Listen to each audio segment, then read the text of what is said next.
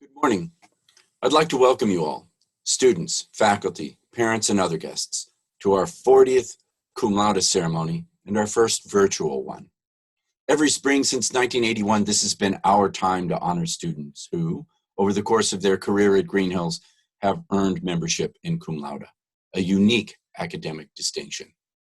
Our purpose today is to announce and initiate, welcome and celebrate our new members of the Cum Laude Society. First, I'd like to introduce the faculty members of the Greenhills chapter of Cum Laude. These individuals supervise the chapter in accordance with society bylaws. They've achieved this position by earning Phi Beta Kappa or by being inducted into Cum Laude at a previous school. These members elect include Jeff Allen, Bob Ozzie, Head of School Peter Feroyan, Jenna Goldenberg, Chapter Secretary Peggy Hubbard, Associate Head of School Quincy McLaughlin, Chapter President Mark Randolph, and Bruce Sellers.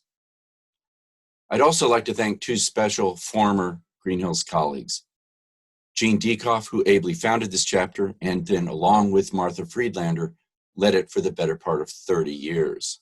Without a doubt, these two fine colleagues embodied the motto of the Cum Laude Society, Arite, Dike, Time.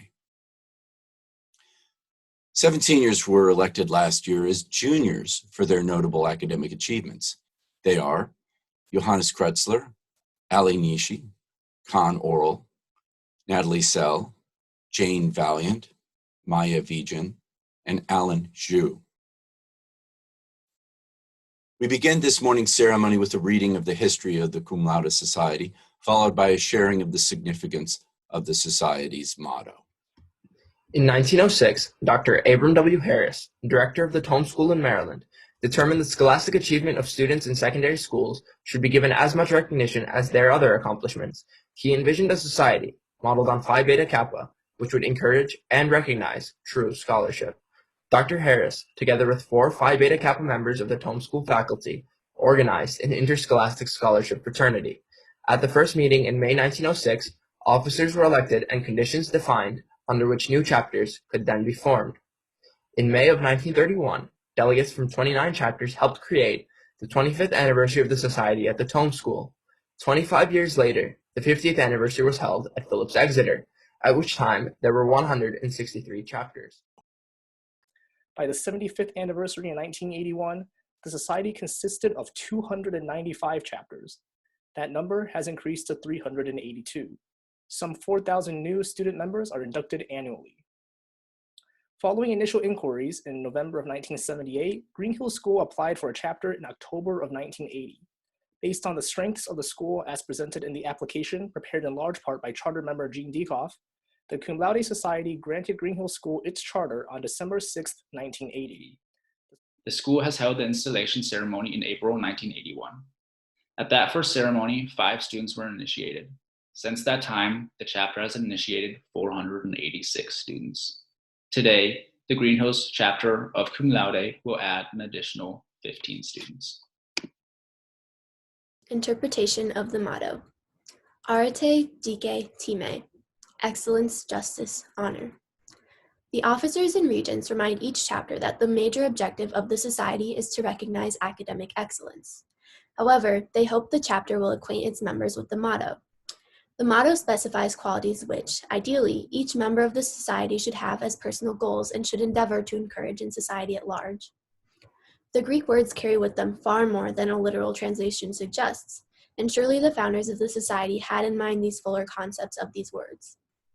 The word arete includes the concept of excellence in the moral sense, and is not limited to the ideal of superiority in scholarship, nor does it involve the endeavor of competing primarily for academic grades. The word dike includes the concept of what is suitable and appropriate as well as just. An interpretation of the time includes the concept of dignity and true worth as well as honor. Bylaws of the national organization allow us to induct up to 20% of any given class by the end of its senior year, and up to 10% of that class during the junior year based on class rank. Initiates must have been Greenhills students for at least 3 semesters. With such large and talented classes, we easily fill our quota and forever wish that we could add more. At this point, I'd like to introduce to you the 2020 student members-elect of the Cum Laude Society and officially welcome them to membership.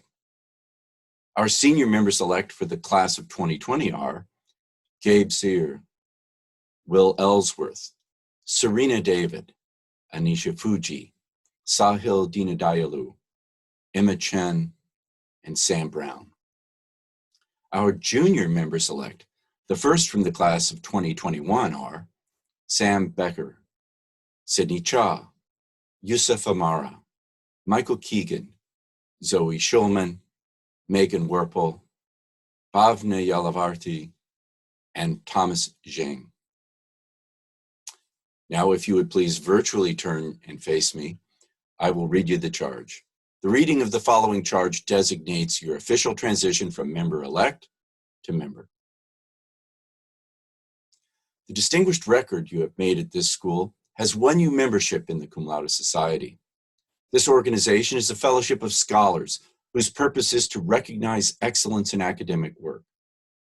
As you pursue your education, it is our hope that you will accept the honor of membership in Cum Laude as a responsibility to make some contribution to our ongoing search for greater understanding of ourselves and of society in general.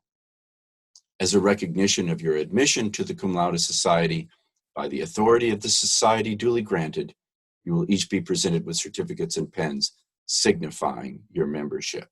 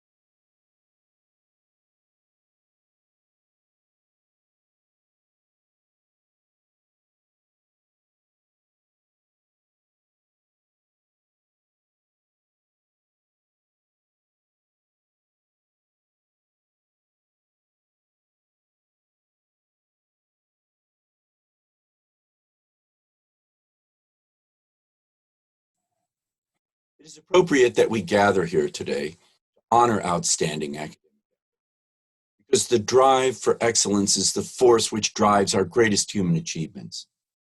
We should, however, note that this drive for excellence always begins with the desire to be outstanding.